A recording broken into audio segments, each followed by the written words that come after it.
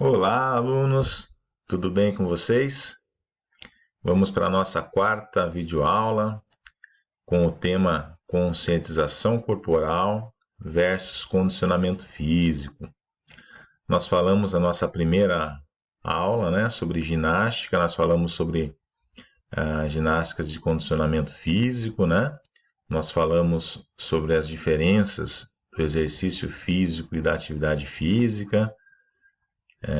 Na segunda aula, nós falamos sobre a capacidade física, principalmente sobre a flexibilidade e a resistência aeróbia, né? Que são capacidades buscadas em competições, na busca sempre da performance, né? Na terceira videoaula nós falamos sobre a conscientização corporal, né? E hoje, na nossa quarta aula, nós vamos dar uma retomada, né? Falar um pouquinho das diferenças, né? Da conscientização corporal e do condicionamento físico. A diferença dessas duas práticas de ginástica. Então, uma breve retomada da aula anterior. As ginásticas de conscientização corporal, elas são práticas milenares, como o relaxamento, a meditação e a automassagem, né, que nós falamos na aula anterior, que tiveram origem em países orientais. Elas foram organizadas, né, e utilizadas na busca pelo equilíbrio, sempre com objetivo na prevenção de doenças e na procura pelo bem-estar, né? Então, diferente das práticas de condicionamento físico que visam a performance a qualquer custo, né? Às vezes o ser humano chega até a fazer coisas fora do seu limite, acarretando em problemas de lesões, excesso de treinamento, chegando a ter estafa mental. Essas práticas de conscientização corporal ela já vem na contramão, né? Ela já vem buscar um equilíbrio, uma questão de procurar respeitar as individualidades, respeitar o limite, né, de cada um. E quando chegou, né, no Brasil essas práticas?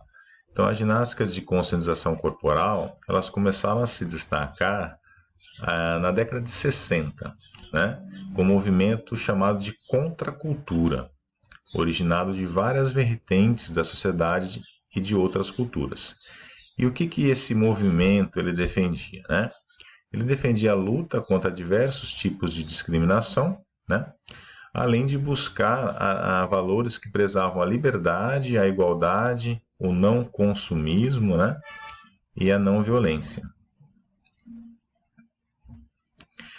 E o que esse movimento trouxe, né? Qual foi a interferência desse movimento? Nas práticas corporais, esse movimento ele interferiu na concepção e relação com o corpo na atividade física. Como assim, professor? Como eu vinha falando, né? Naquela década, as atenções acabaram se voltando para o Oriente e para as práticas de introspecção, de contato com a natureza, suavidade, não padronização dos movimentos, de respeito às individualidades, entre outras, que era o esporte de condicionamento físico, né? Então, até essa prática de conscientização corporal ela vir, né, a se tornar mais praticada, a ter mais adeptos, o que se praticava aqui eram as práticas de condicionamento físico, onde se buscava a performance a qualquer custo, seja nas competições de modalidades coletivas, modalidades individuais, era a busca desenfreada, né, através de repente de um corpo perfeito, através de uma academia, fazendo uso de substâncias nem sempre boas para a saúde, né? E esse movimento ele veio na contramão, ele veio para mostrar que tem que ter respeito, né, com o seu corpo, que você tem que respeitar os seus limites e que nem sempre é válido você ficar apenas visando a performance, né?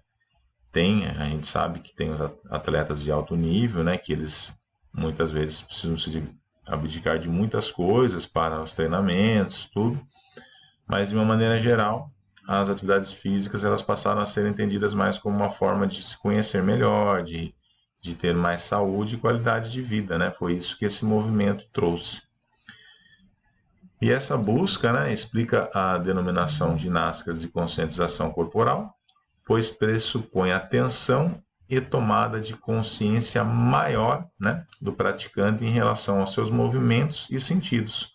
Ou seja, uma auto, né, o praticante ele vai ter um autoconhecimento, ele vai se conhecer melhor, reconhecer os seus limites, e essas práticas elas contribuíram muito com isso. Quais são os exemplos dessas atividades, né? Exemplos dessas atividades foi que nós falamos algumas na aula passada, né? Nós falamos sobre a meditação, sobre a automassagem, né? Sobre a meditação, automassagem. Aqui também temos o exemplo do yoga, a meditação também, né? Que é muito importante, que também trabalha no yoga, pilates, o tai chi chuan, a massagem, a automassagem e a antiginástica, entre outras, né? E quais são as características dessas práticas? Então, como eu vinha falando já, né?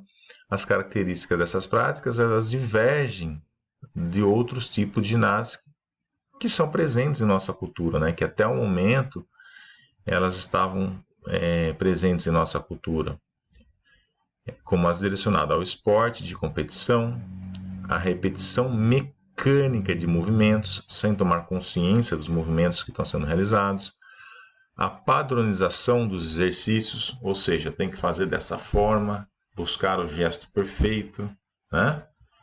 O condicionamento físico, sem a valorização dos aspectos como a introspecção ou a sensibilidade, que esses aspectos que quem trouxe foi a ginástica de conscientização corporal, né?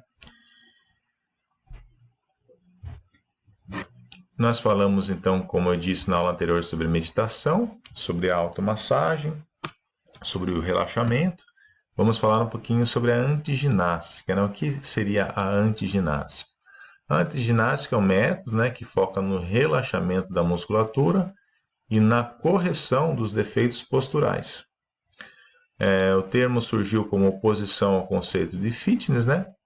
Ou seja, contra o esforço excessivo de alguns tipos de ginásticas de academia, né? Como nós estávamos falando, né? E a proposta da antiginástica é harmonizar e equilibrar esses movimentos, bem como o funcionamento do corpo, principalmente por meio de alongamentos e relaxamentos. Então, por hoje é só, pessoal. Até a próxima aula. Um grande abraço a todos.